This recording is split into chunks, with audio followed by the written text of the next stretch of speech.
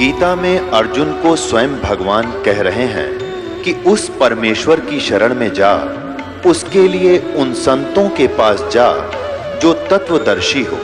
इसी प्रकार हजरत मोहम्मद को उनका अल्लाह कह रहा है कि कोई और पूर्ण परमात्मा है। उसको पाने के लिए उन तत्वदर्शी संत की तलाश कर। वो प्रभु कौन है, ये जानने के लिए कृपया अवश्य सुनिए जगत गुरु तत्वदर्शी संत रामपाल जी महाराज के अमृत वचन। सतगुरुदेव की जय। बंदी छोड़ कबीर परमेश्वर जी की जय। बंदी छोड़ गरीबदास जी महाराज जी की जय। स्वामी राम देवानंद जी गुरु महाराज जी की जय।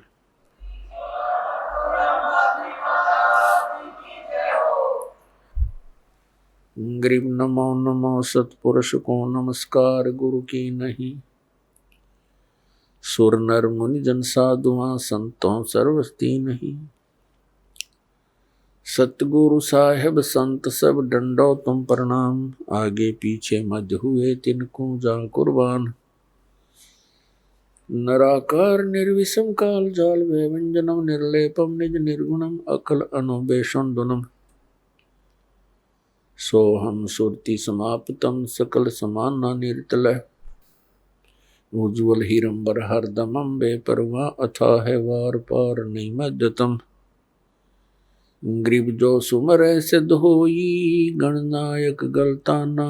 करो अनुग्रह सोई पारस पद परवाना।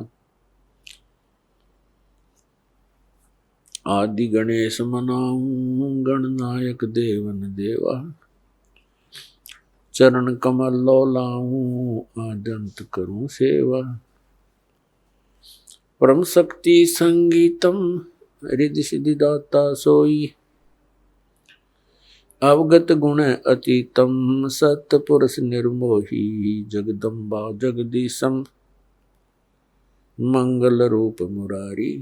तन मन अर्पों शीशम भक्ति मुक्ति भंडारी। सुर नर मुनि जन ध्यावे ब्रह्मा विष्णु महेशा। शेष शेष मुख गावे पूजे आदि गणेशा। इंद्र कुबेर सरीखा वरुण धर्म राय धामे। समर्थ जीवन जी का मन इच्छा फल पावे। 33 कोटि आधारा जावे शेष 88। उतरे बहुजल पारा कट है यम की फांसी। 33 कोटि आधारा जावे शेष 88। उतरे बहुजल पारा कट है यम की फांसी।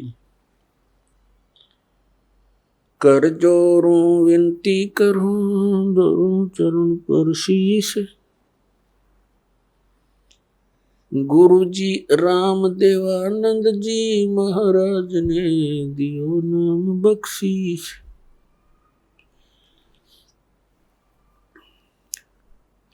कोटि कोटि सिजदा करूं कोटि कोटि प्रणाम। चरण कमल में राखियो मैं बांधी जाम गुलाम। कुत्ता हूँ गुरुदेव का रामपाल दास का नाम। गले प्रेम की जेवड़ी आँखें चोहा जाऊं। तो करो तो बावड़ू दूर दूर करो तो जाऊं। जो रखो तो ही रहूं जो देवो सो खाऊं।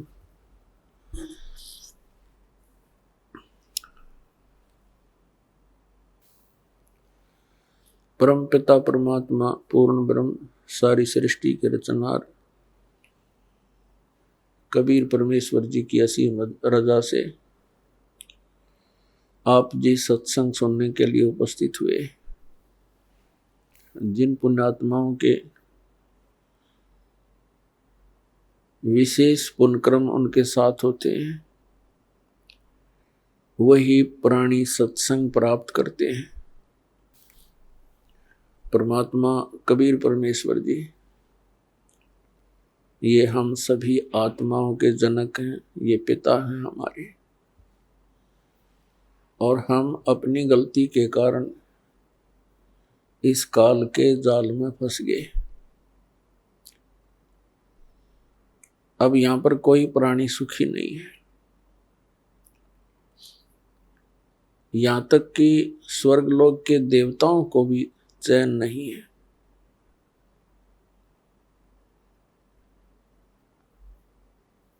फिर हम यहां रह किस लिए रहे हैं?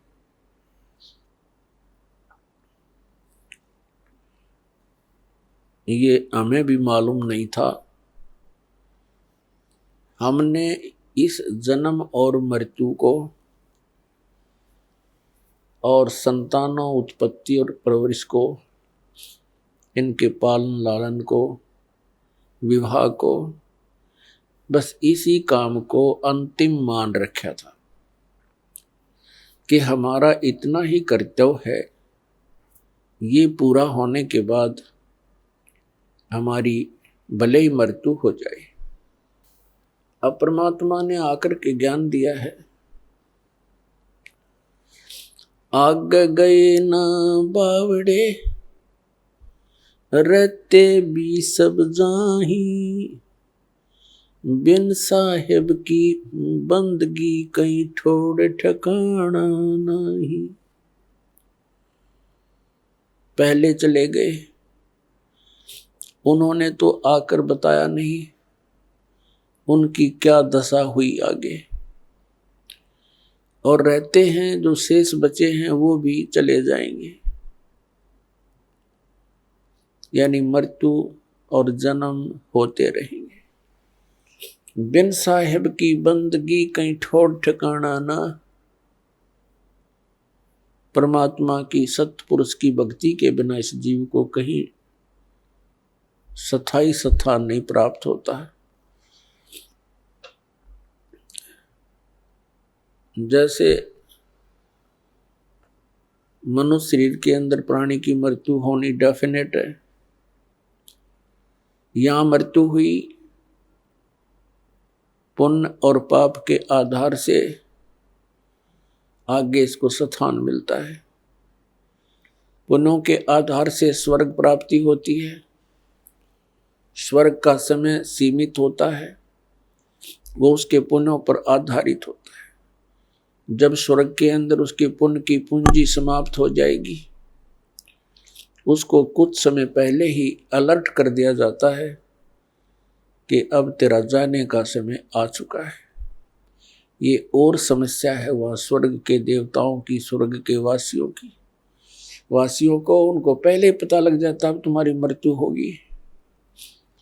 ये समझ लो उनको फांसी की डेट दे दी जाती है। तो फिर वो प्राणी उस स्वर्ग में रहकर भी नरक महसूस करता है।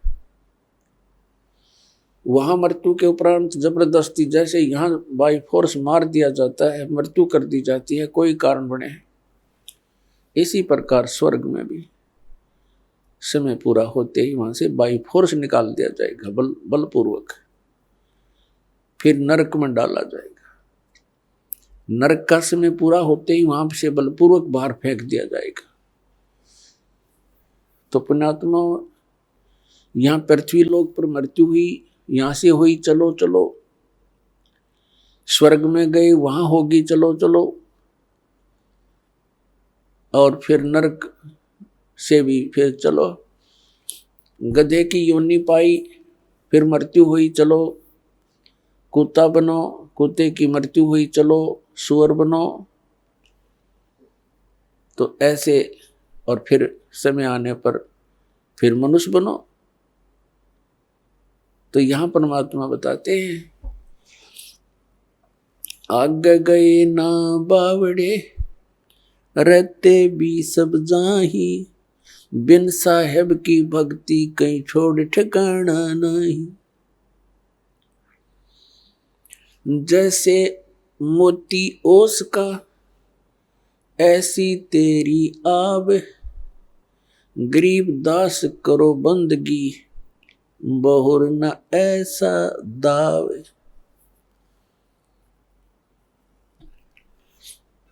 अब क्या बताते हैं,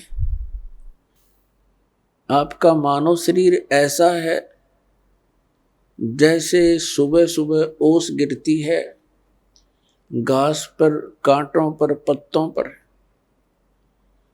और सूर्य उदय होते ही 1 घंटे के अंदर उसका नामो निशान नहीं होता। तो यहां बताते हैं परमात्मा, गरीबदास साहिब जी कहते हैं परमात्मा से प्राप्त ज्ञान को जैसे मोती ओस का, ऐसी तेरी आव, तेरी आयु ऐसी है, और गरीबदास कर बंदगी बहुरनी ऐसा दाव। अब दाव कैसा है, मनुष्य शरीर एक दाव लगा हुआ है आपका, और इस दाव को चूक गए फिर बहुत लंबा कार्य प्रारंभ हो जाएगा। 84 लाख योनियों में भ्रम भटक कर कष्ट उठा करके फिर कभी मानव शरीर प्राप्त होगा, तो यही क्रियाएं फिर हम करते रहेंगे। तो पुण्यात्माओं, परमेश्वर ने बताया है, सुखदेव ने 84 भुगती बना पजावे खरवो, तेरी क्या बुनियाद पुरानी, तू पेंडा पंथ पकड़वो। सुखदेव जैसे ऋषि ने भी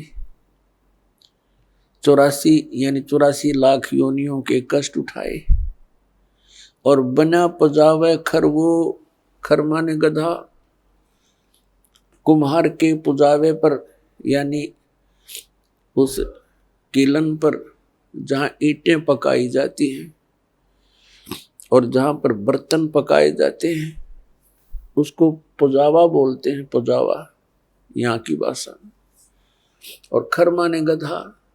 ऐसे ऋषियों की भी ये दुर्गति यहाँ हो रही है, तो परमात्मा कहते हैं, तेरी क्या बुनियाद प्राणी, तू पेंडा पंथ पकड़े। वो पेंडा माने वो मार्ग, कौन सा मार्ग, जिससे ये 84 लाख योनियों की ये बर्मना, ये कष्ट, जन्म और मृत्यु समाप्त हो जा। उस मार्ग को पकड़, उस ज्ञान को ग्रहण कर। उसके लिए श्रीमद् भगवत गीता अध्याय नंबर 4 के श्लोक नंबर 32 में कहा है कि अर्जुन, जो मैंने अभी आपको ज्ञान सुनाया, अध्याय नंबर 4 के श्लोक 25 से लेकर 30 तक, जिसमें कहा गया है कि कोई तो देवताओं की पूजा करते हैं और कोई हवन यज्ञ ही करके संतुष्ट है, और कोई योग अभ्यास करता है, कोई तीक्ष्ण अहिंसावादी व्रत रखता है, जैसे मुख पर पट्टी बांधकर नंगे पैरों घूमते हैं कि कोई जीव हिंसा ना हो जाए, और कोई स्वाध्याय करते हैं, जैसे कोई गीता जी का पाठ करता है, तो कोई वेदों के कुछ श्लोकों का, मंत्रों का डेली स्वाध्याय करता है। तो इस प्रकार की जितनी भी क्रियाएं हैं, जो भी कर रहा है, वो अपनी क्रियाओं को सत्य मानकर कर रहा है। यदि उसको पता लग जाए कि ये शास्त्र अनुकूल नहीं है, तो त्याग देगा वो तुरंत। इसलिए श्रीमद् भगवत गीता अध्याय नंबर 4 के श्लोक नंबर 32 में कहा कि अर्जुन,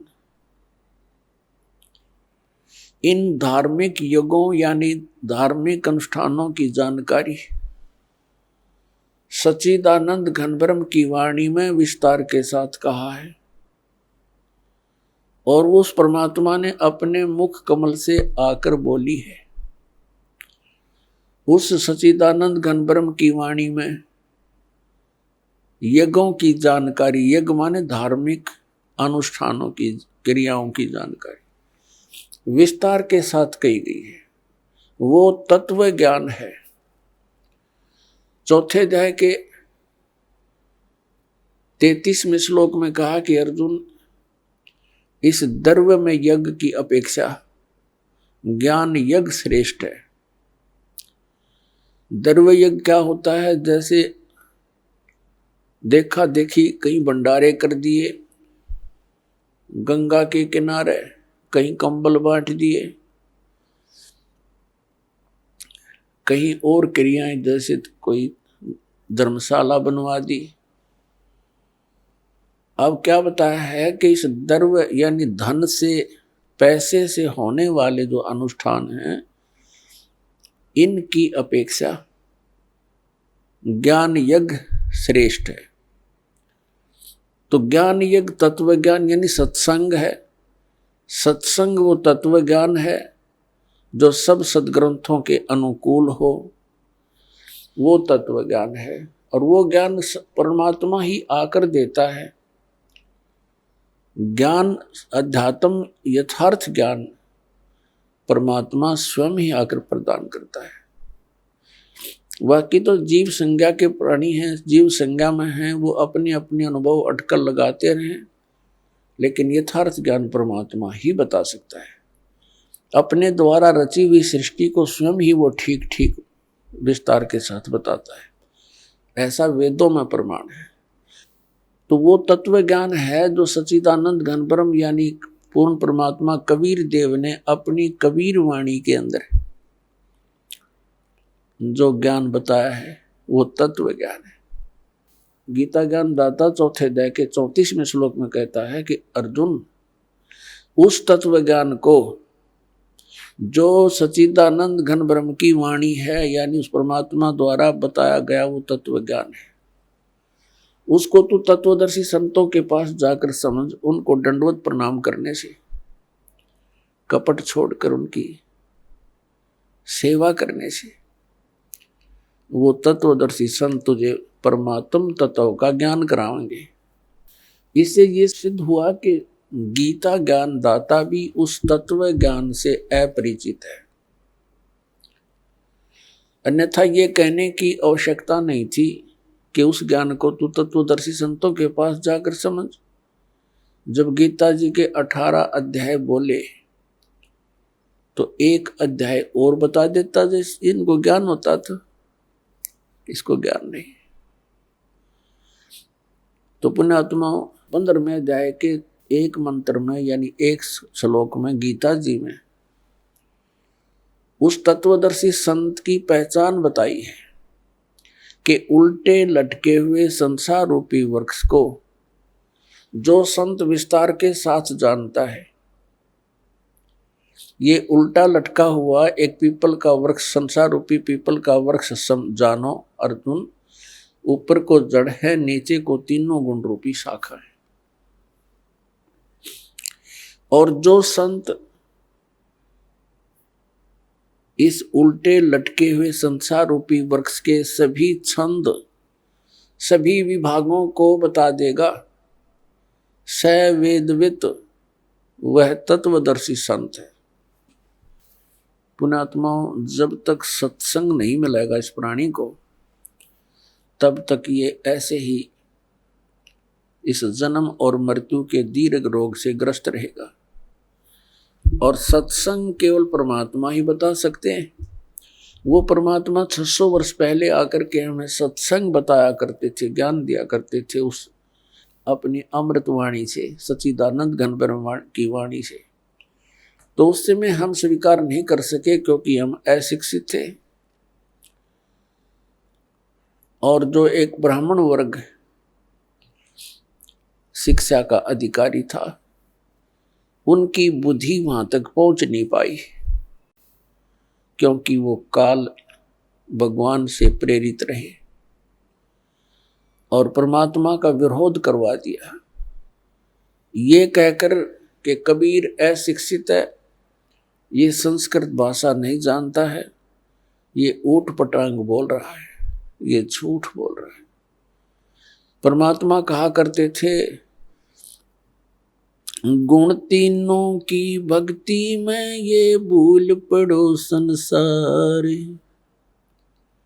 कहें कबीर निज नाम बिना कैसे उतरो पार।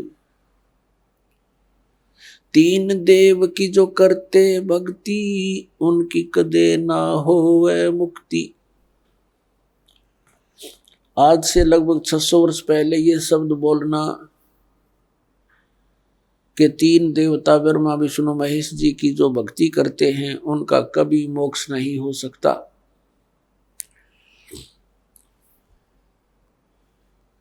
पुण्यात्माओं, 600 वर्ष पहले ये बात कहना अपनी मौत को आमंत्रण देना होता था,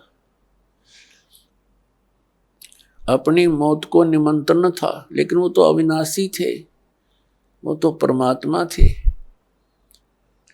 और उन्होंने उस समय ये शब्द बोले थे। और ऐसा घोर विरोध किया था उस मालिक की। उन लीलाओं को जो पढ़ते हैं आंखों से आंसू नहीं सूखते। ऐसे जुल्म गुजारे थे उस परम पिता के ऊपर, हमारे भगवान अपने पिता के ऊपर। अब जो विरोध कर रहे थे वो भी उसी के बच्चे, ब्राह्मण, काजी, मुल्ला, उसी परमात्मा के बच्चे हैं। उस परमेश्वर ने किसी को भी दुराशीष नहीं दी, नहीं तो वो समर्थ शक्ति एक पल में अगर इन दूसरों वो हमारे पिता ना होते तो उनको बहुत कुछ दंड दे देते, ऐसा दे देते पूछो मत। जैसे एक बार गोरखनाथ जी के साथ मजाक कर दिया किसी ने, और उसने इतना गुस्सा उठा, वह मंडली थी उसके साथ 400-500 की, उसने एक शब्द उच्चारण कर दिया कि खड़े हैं वो तो पत्थर बन जाएंगे और बैठे हैं वो सिद्ध। खड़े ज्यादा थे, बैठे थोड़े, तो खड़े जितने खड़े थे वो सब पत्थर की मूर्तियां बन गई। तो ये तो समर्थ हैं, कुछ भी कर सकते थे, लेकिन अपना पिता अपने बच्चों का अहित नहीं कर सकता, चाहे उसको वो कुछ भी कितना दुखी कर ले। इसलिए उस परमेश्वर ने किसी को दुराशीष नहीं दिया, कोई श्राप नहीं दिया, क्योंकि वो समर्थ थे। उनको मालूम है कि ये मेरे ही बच्चे काल की भांग पी के मेरे शत्रु बन गए। उसमें अपनी समर्थता का प्रमाण दिया।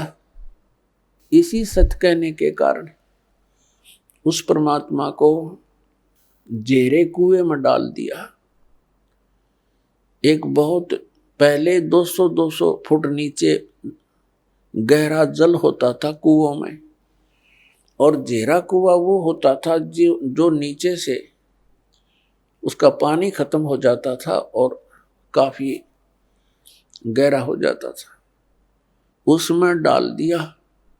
ऊपर से झाड़, बोझड़े, कांटेदार छड़े, कंकर, पत्थर, रेत से भर दिया। एक शेख तकी नाम के एक जलील व्यक्ति ने, वो मुसलमान था, मुसलमान राजा, दिल्ली का बादशाह सिकंदर लोदी था, और शेख तकी उसका धार्मिक पीर था सिकंदर लोदी राजा का। मुसलमानों को इकट्ठा कर लेता था, राजा के सामने नारे लगवा देता था, राजा पब्लिक को देखकर घबरा जाता था, और फिर वो मनमानी सजा दिया करते थे। कबीर परमात्मा कुएं में डाल दिया, भर दिया पूरा, और कुछ देर के बाद वो गए सिकंदर लोधी के पास। परमात्मा कबीर देव जी राजा के पास उनके महल में एक कमरे में विराजमान मिले, क्योंकि वो समर्थ थे, वो पूर्ण ब्रह्म हैं, वो समर्थ हैं। लेकिन उनकी लीलाओं को देखा जाता है, पढ़ते हैं तो रोंगटे खड़े हो जाते हैं। हमारे पिता हमारे हित के लिए आए थे, हम उनके शत्रु बन गए। तो उस समय हम अशिक्षित थे। अब परमात्मा ने सबसे पहले ये रजा बख्शी, हमें शिक्षित करवाया। पुण्यात्माओं 5500 वर्ष तो कलयुग बीत गया, और उससे पहले जालिए कितना समय 3 युग गए। केवल एक ब्राह्मण वर्ग ही शिक्षा का अधिकारी था और कोई शिक्षा नहीं ग्रहण करता था, क्योंकि यह शिक्षा अच्छी नहीं है, यह बेईमान बनाती है प्राणी को। ये पाप करने से फिर हिचकता नहीं है व्यक्ति। यह शिक्षा गई ब्राह्मण समाज में। इस शिक्षा को इन्होंने रोजी रोटी का धंधा ही बना लिया और पाप के भागी बनने लगे। अब शिक्षा आ गई सब समाज में। कितने चतुर बन गए हम भले ही ऊपर से कितने शिष्ट नजर आते हों, सुंदर कपड़े पहन के, बढ़िया कोई ठिकार लेके, अंदर से कति खोखे और खोखले हुए पड़े हम। हमारे विचार वो नहीं रहे जो हमारे दादे और परदादा के हम देखा करते थे। कितनी इंसानियत थी उनके अंदर। अब पुण्यात्माओं, हम जैसे वर्तमान के मानव से भी हमारा पाला पड़ा है, और आज से 55 वर्ष 50 वर्ष पहले जब हम कुछ जानने योग्य हुए, वो समय भी हमने देखा है। उस समय में और आज में दिन और रात का अंतर हो गया। इतनी गिरावट आ गई हमारी मानसिकता के अंदर, हमारे शिष्टाचार के अंदर। इसका कारण ये शिक्षा ही है। आप ऑफिस में जाते हो, किसी भी कार्यालय में, वहां भी इंसान है। बाहर पंक्ति में खड़ा वो भी इंसान है। कोई दया धर्म नाम की चीज नहीं रह रही। खाएं जाओ धक्के, गिड़गिड़ाएं जाओ उनके सामने, रहम रहा नहीं। 10 रुपये दे दे तो काम कर दे, नहीं तो खाओ धक्के। तो ये जलालत हमको किसने सिखाई? इस शिक्षा ने सिखा दी। और क्या करते हैं फिर उस पैसे का? हम कोठी बनाते हैं, बंगला बनाते हैं, कार खरीदते हैं, और फिर घर में कोई ना कोई ऐसी समस्या, कोई दुर्घटना हो जाती है, कोई बीमारी लग जाती है। उस सारे पैसे को फिर हम ऐसे ही, वो पैसा तो रहता नहीं, व्यर्थ हो जाता है। कोठी बना दी, मृत्यु होगी। आप गधा बनकर कुम्हार के घर मिट्टी ढो रहा है और कोठी वहां खड़ी है, चाट ले उस कोठी को।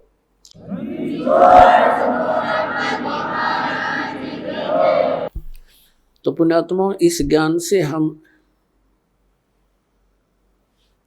इस माया से वापस होंगे, क्योंकि ये माया दुश्मन है हमारी।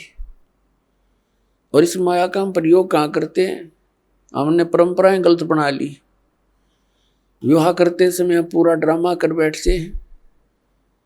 पता नहीं किस किस प्रकार से हम अपने इन क्रियाओं को जो एक सिंपल वे से करनी चाहिए थी, हम ड्रामा बना रहे हैं।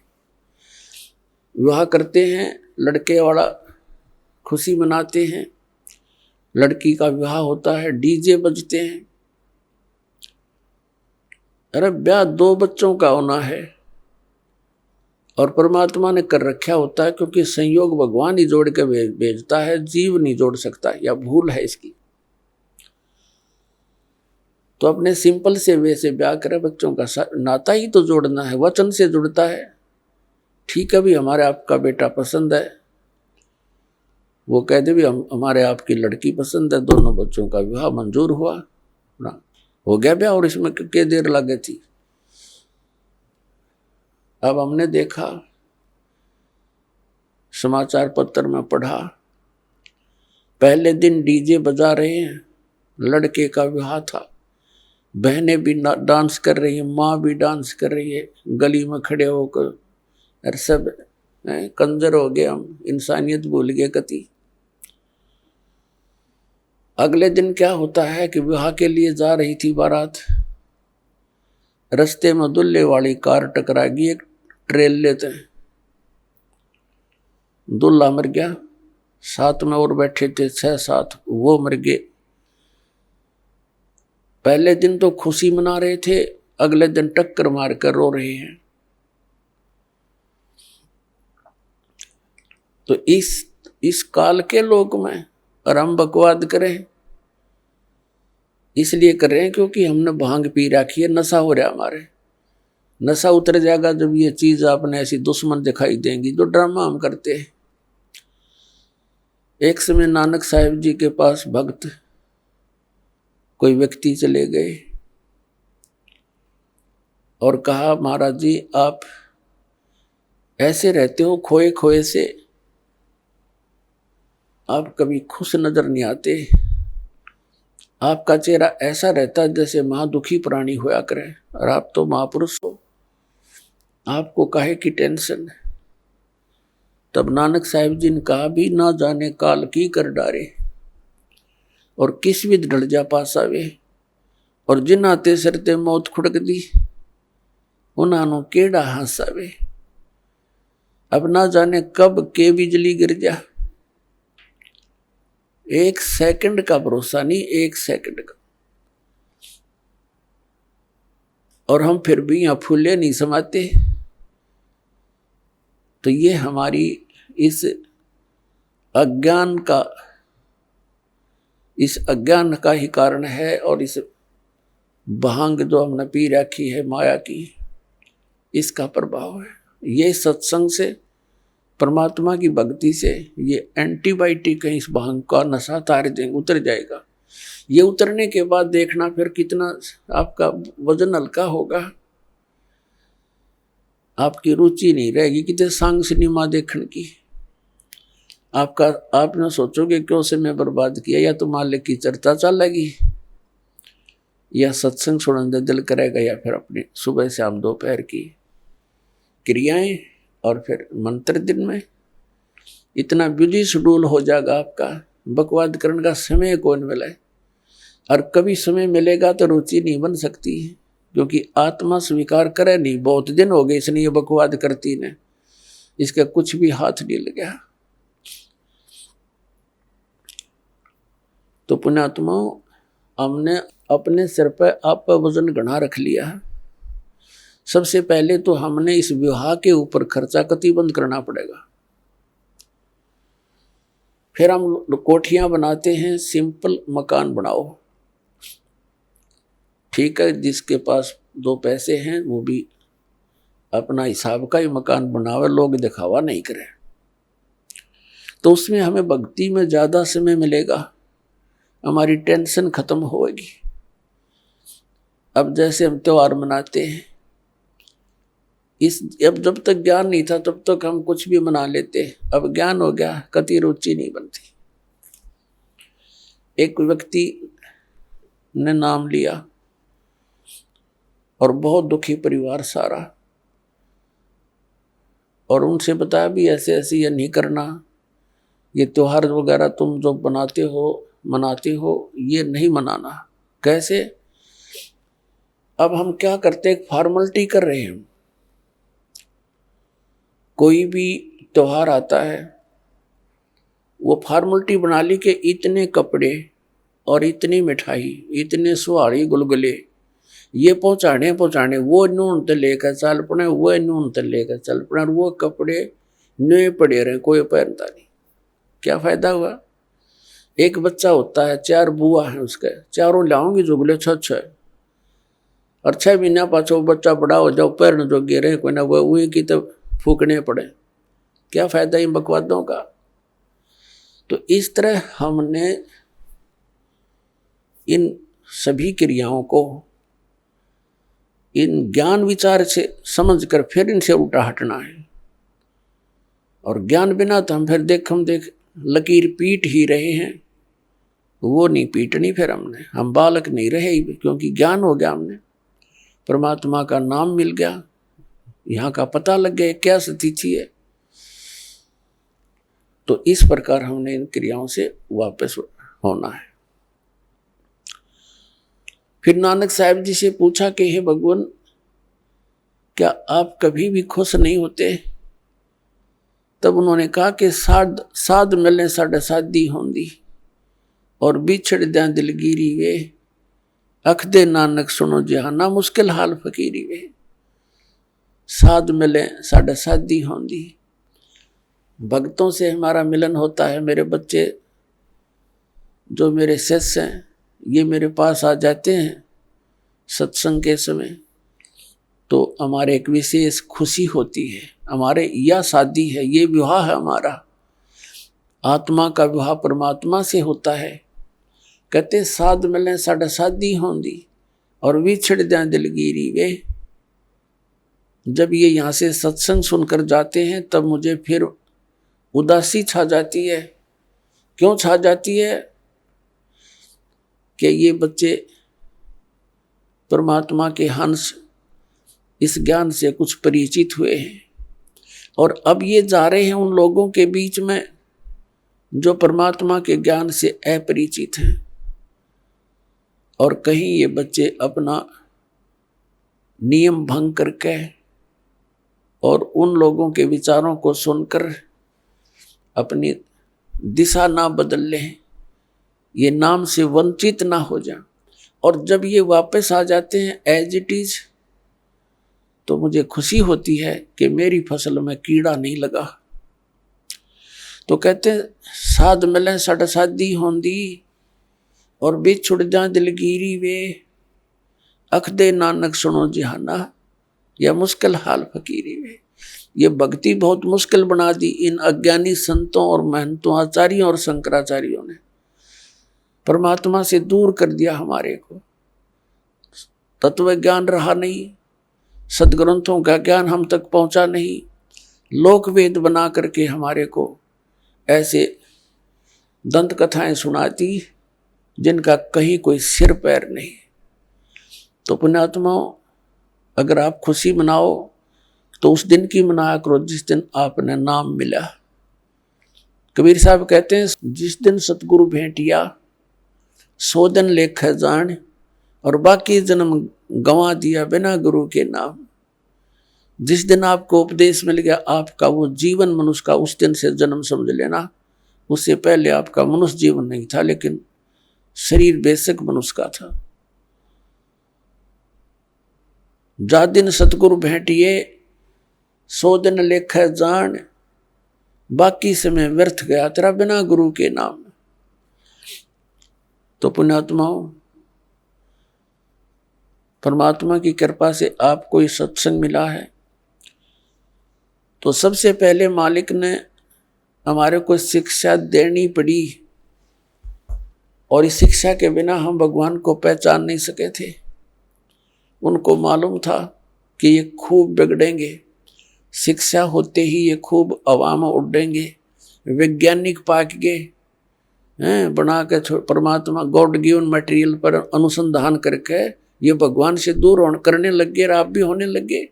कहीं भगवान नहीं है, एक विश्व नियम है, एक एलिमेंट खोज लिया है, उससे सब कुछ बनता है। वो एलिमेंट किसने बनाया? इन वैज्ञानिकों ने बना दिया। परमात्मा के मटेरियल के ऊपर बकवाद करते हैं। अगर 2 वर्ष वर्षा ना हुआ ना, ये वैज्ञानिक भी इनके सारे इंस्ट्रूमेंट अड़क पड़े जड़े, जंग लाग जाए इनके अंदर। भगवान के रहम को भुला दिया।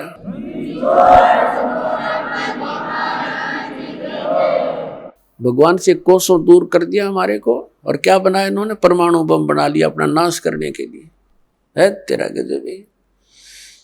और पुण्यात्माओं, ये इंटरनेट और ये प्रोजेक्टर, टेलीविजन, ये परमात्मा का दिया हुआ ज्ञान है, जीव सत्र का नहीं है। कि किसी का भूल हो कि मनुष्य बना दे ऐसे आइटम।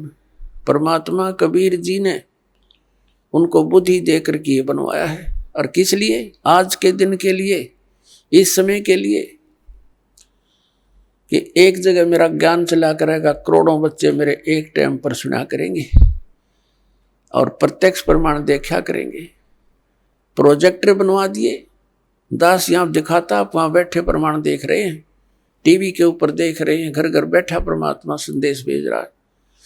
मालिक को मालूम था, क्योंकि काल ने कहा था, परमात्मा कबीर जी से प्रार्थना की थी, चापलूसी करके के 3 युगों में जीव कम ले जाना, और चौथा युग जब कलयुग आवे तब तब शरण जीव बहु जावे, ऐसा वचन हर मोय दीजे, तब तुम गमन संसार ही कीजे। परमात्मा के चरण पकड़ के वचनबद्ध कर लिया था कि 3 युगों में जीव वापस कम ले जाना, और चौथा युग जब कलयुग आवे तब तब शरण जीव बहु जावे। फिर वैसे गणे कितने ले जिए चौथे युग में। तो परमात्मा ने कहा था ठीक है, मैं वचनबद्ध हुआ और चौथे युग कलयुग में जीव ले जाऊंगा। तब एकदम जब देख लिया ना वचनबद्ध हो गए, उसी समय आंखें पलट ली भस्मासुर की तरह, और कहने लगा बेशक कलयुग में तुम आ जाना, कलयुग में ऐसे कर दूंगा इन प्राणियों को कि ये भक्ति योग्य नहीं रहेंगे, इनके इतने मलिन आत्मा कर दूंगा, और मंदिर मस्जिद और छोटी तीर्थों पर इनके ऊपर धामों के ऊपर आश्रित कर दूंगा, और देवी देवताओं की पूजा पर इनको आरूढ़ कर दूंगा। आपकी कोई भी बात नहीं सुनेगा, और आ जाना बेशक।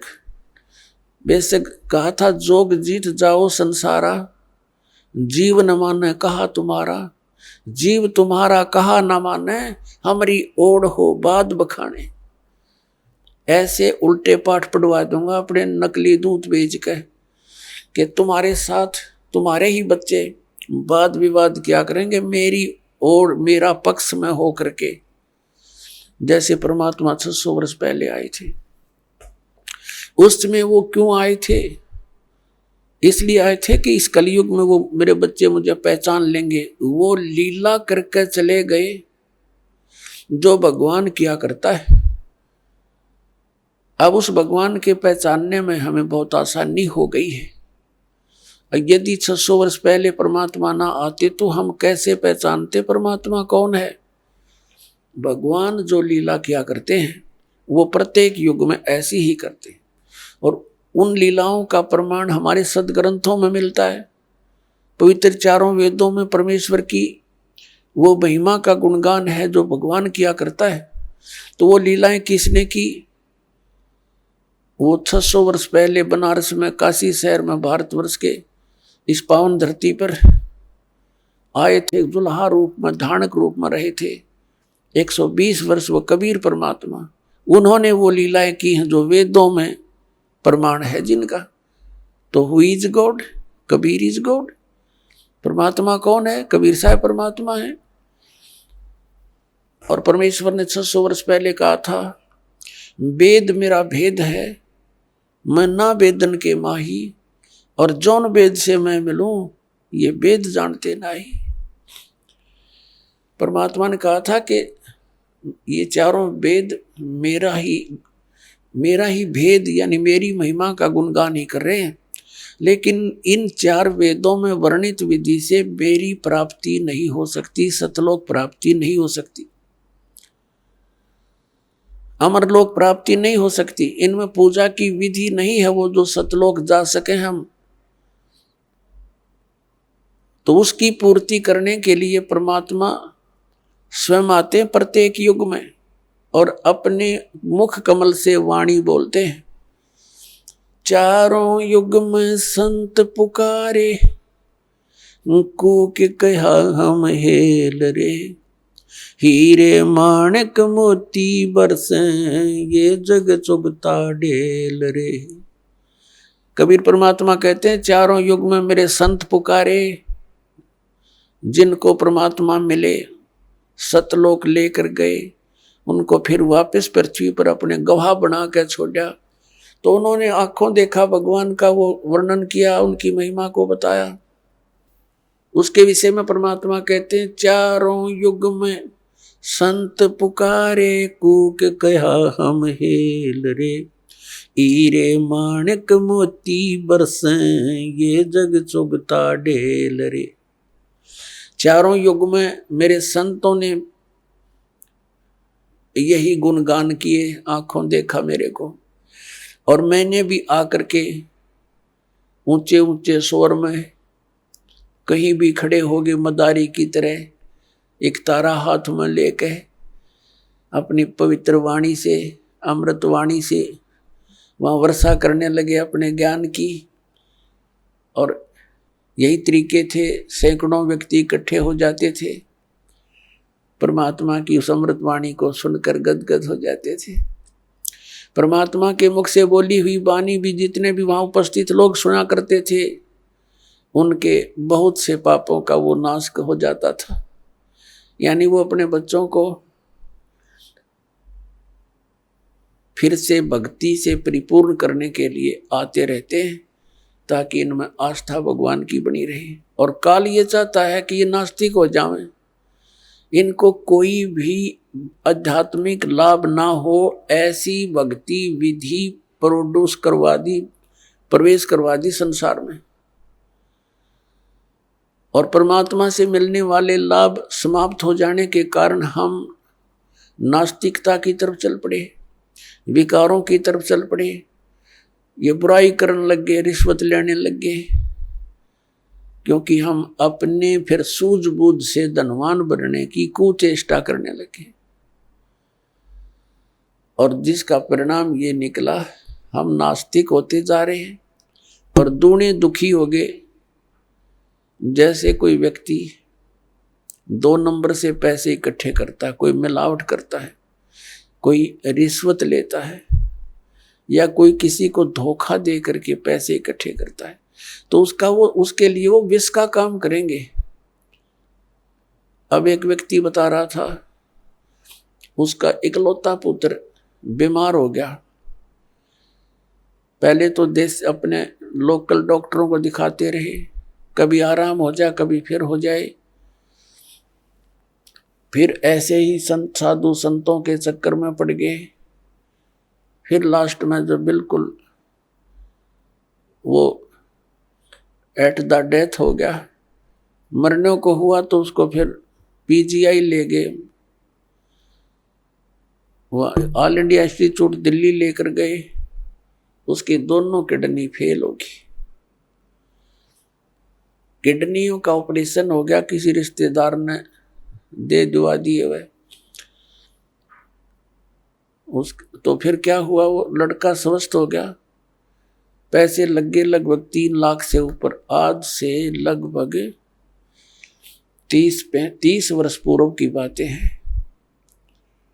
उस समय 3 लाख की बहुत की, आज के तो 30 लाख और उस समय के 3 लाख, इतना वो था, अंतर है अब की उस समय जो पैसे की वैल्यू थी। तो उसने क्या बताया कि मेरा लड़का स्वस्थ हो गया और पैसा इतना लग गया कि कर्जा हो गया। शादी विवाह की तैयारी कर रखी थी, विवाह से कुछ समय पहले ही दुर्घटना यानी बस एक्सीडेंट में मृत्यु होगी। अब वो इस सत्संग को सुनकर आंखों से आंसू निसूख रहे थे उस व्यक्ति के, और अपने आप को कोस रहा था कि मुझे तो थोड़ी सजा मिली भगवान, मैं इतना नीच व्यक्ति था। अपने बच्चे को सुखी करने के लिए, इसको कार और कोठियों में देखने के लिए मैंने इतनी ऐसी गलतियां की कि अब मेरा कलेजा फटकर आता है। 2 लाख रुपए कमाए होंगे 5-10 वर्ष में, 2 नंबर का काम करके। 2 नंबर का काम क्या था कि उस समय ये कैसेट, ये टेप चल रहे थे, टेप रिकॉर्डर से चले थे, और उनकी जो रिफल होती थी वो कैसेट, वो कहता मुझे 2 रुपए में पड़ा करती, सारी थोक का बाला करता तोल के भाव से, और वहाँ बना कर नकली और ओरिजिनल कवर के अंदर भर देता था।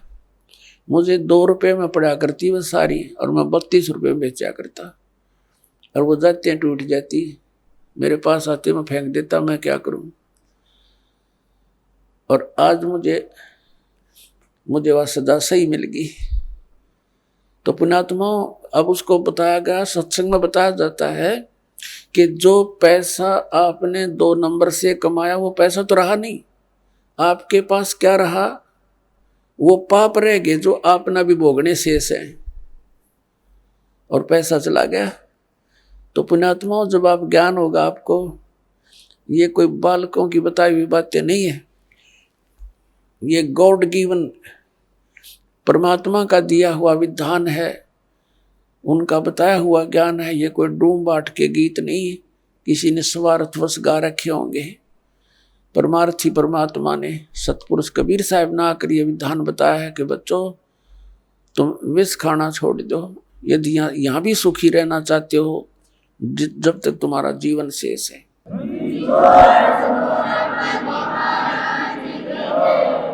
और अनजान बच्चे ही गलतियां क्या किया करते हैं, जब समझदार हो जाएगा ना फिर इसका हाथ नहीं लगा सकते।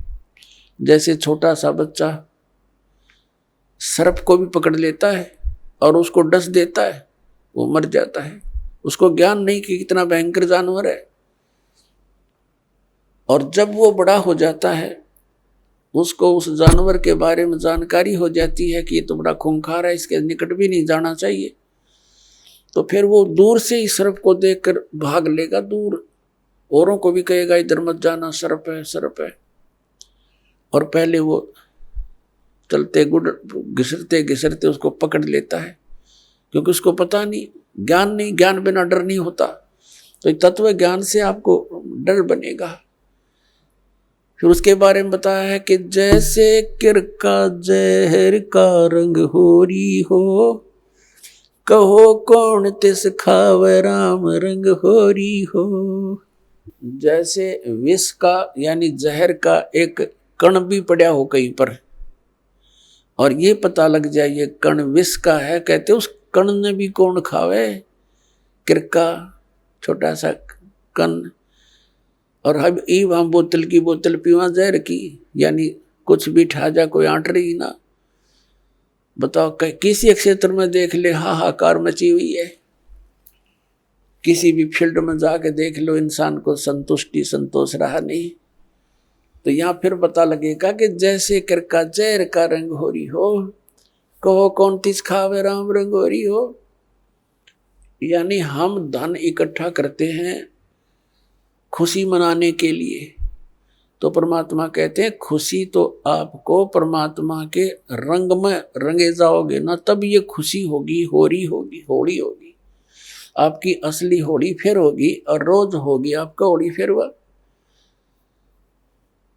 इस प्रकार ये ज्ञान होने से पुण्यात्मा हम बहुत से पापों से वैसे ही बच जाएंगे और फिर परमात्मा पाएंगे। तो पुण्यात्माओं प्रसंग चल रहा है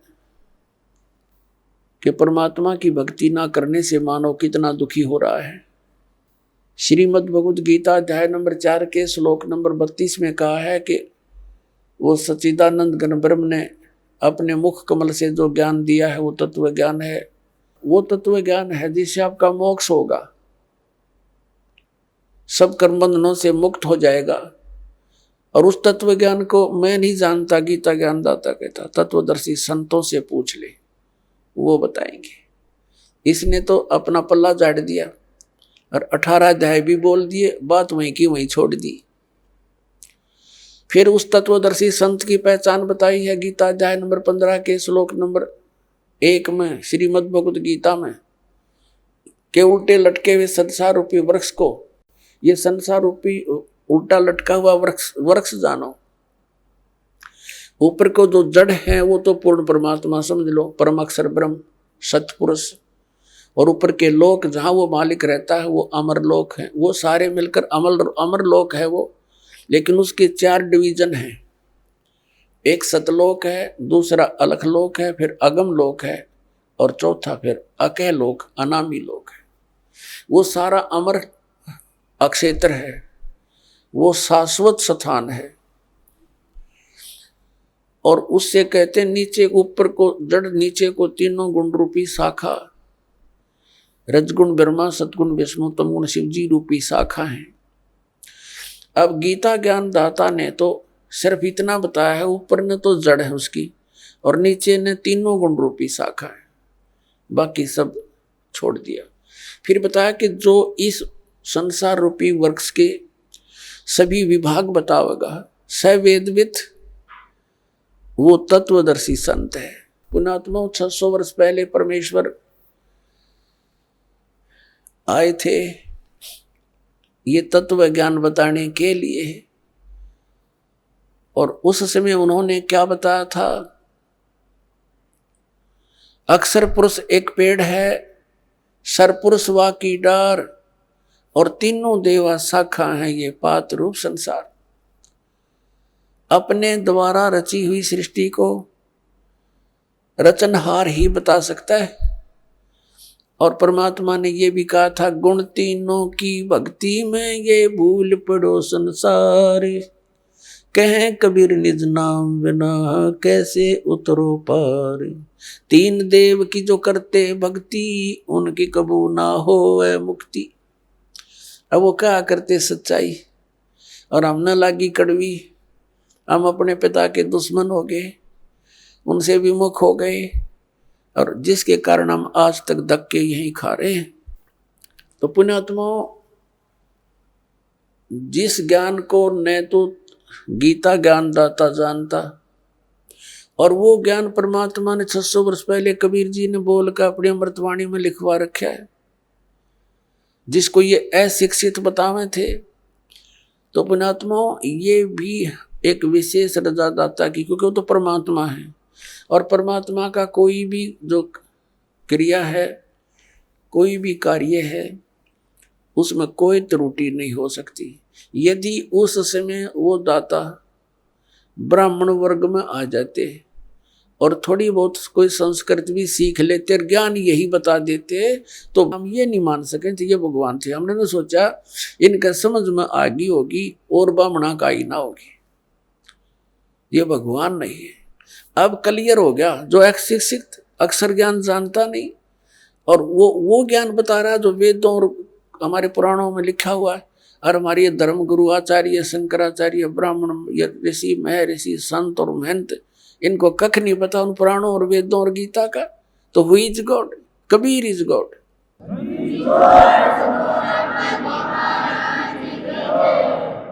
अब श्रीमद् भगवद गीता अध्याय नंबर 15 का श्लोक नंबर 1 समझने में आसानी होगी। पहले चित्र देखिए, ये है उल्टा लटका हुआ संसार रूपी वृक्ष।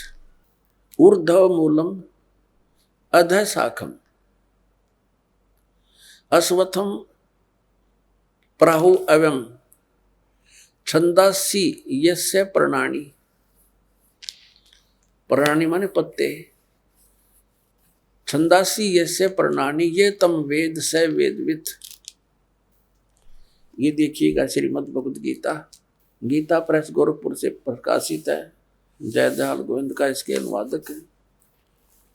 अध्याय नंबर 15 का ये पंचदशो अध्याय 15वां अध्याय है और प्रथम मंत्र है। ऊर्ध्व मूलम, ये प्रथम मंत्र है। ऊर्ध्व मूलम अधः शाखम अश्वत्थम प्राहु अवम छंदासी यस्य प्रणानी यह तम वेद स वेदविद।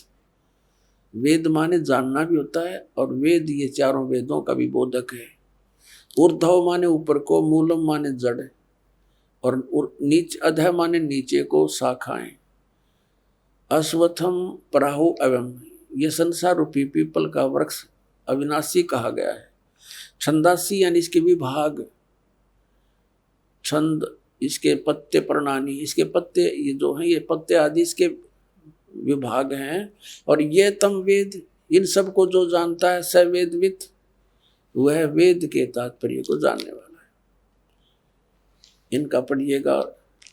आदि पुरुष परमेश्वर मूल वाले, यहाँ लिखना था आदि पुरुष परमेश्वर, यानी पूर्ण परमात्मा रूपी ऊपर को जड़ वाले, ऊर्ध्व माने ऊपर को, अधः शाखा होना चाहिए था, नीचे को शाखा वाला। यो ब्रह्मा रूप मुख्य शाखा वाले गलत कर रखा है, क्योंकि इस देखो 2 नंबर श्लोक नंबर 2 में 2 बार अधः शब्द है, अधः अधः, और इसका अनुवाद ही नहीं अंग्रेजों ने कर रखा है। देख, अधः माने नीचे, अधः माने नीचे, अरे यहाँ भूल गए, यहाँ करके कल्याण मारा। यहाँ लिखना था नीचे शाखम, कति सीधा, ऊर्ध्व मूलम, ऊपर को मूल वाला और नीचे को शाखा वाला। ये संसार रूपी, इस संसार रूपी पीपल के वृक्ष को अविनाशी कहते हैं। वेद जिसके पत्ते कहे गए, इन छंद माने वेद लिखे, ये देखा कल इनकी छंदासी यानी विभाग हैं जिसके ये पत्ते आदि, और इन सब को, इस संसार रूपी वृक्ष को जो पुरुष मूल सहित यानी जड़ से लेकर पत्तों तक तत्व से जानता है, स वेदवित। संस्कृत भी पढ़ लो, यह कोई लंबी चौड़ी बात ना जीवते, हमने ध्यान ना दिया था इसकी ओर। स माने वह है, वेदवित माने वेद के तात्पर्य को जानने वाला, यानी तत्वदर्शी संत है वो, जो इसके सारे विभाग जानता है। तो वो कौन है, किसने बताया ये ज्ञान? कबीर परमेश्वर ने 600 वर्ष पहले, और रामानंद जी को जब उन 4 वेदों का ज्ञाता माना जाता था महर्षि रामानंद जी, और पुराणों को कंठस्थ याद कर रखा था।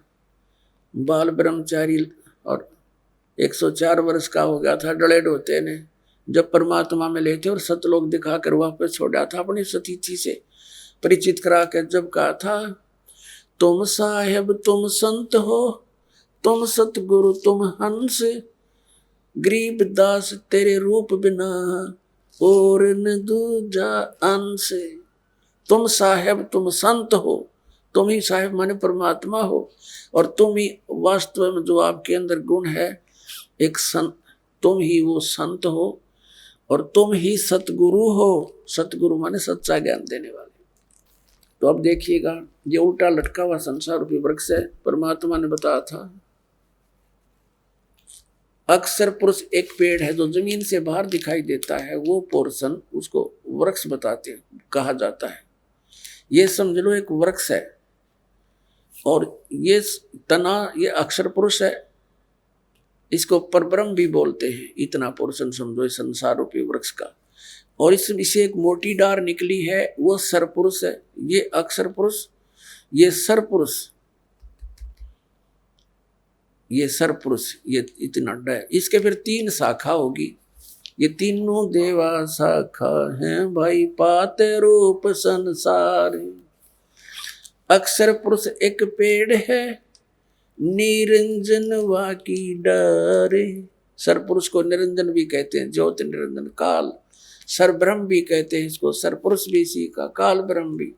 ये तो डार है। और तीनों देवा शाखा हैं भाई, पाते रूप संसार। ये अमृतवाणी परमात्मा की। कबीर अक्षर पुरुष एक पेड़ है, निरंजन कहो, सरपुरुष कहो, वाकी डार, और तीनों देवा शाखा हैं, ये पात रूप संसार। अपनात्माओं, परमात्मा कहा करते, 3 देव की जो करते भक्ति, यानी भक्ति का अर्थ होता है इष्ट रूप में मान के उन पर आश्रित हो जाना, उनके अतिरिक्त और किसी की पूजा नहीं करते, यानी इष्ट रूप में मानकर जो साधना की जाती है उसके हम भक्त कहलाते हैं। तो क्या बताते हैं, तीनों गुण की भक्ति में ये भूल पड़े संसार, और कह कबीर निज नाम बिना तुम कैसे उतरो पार।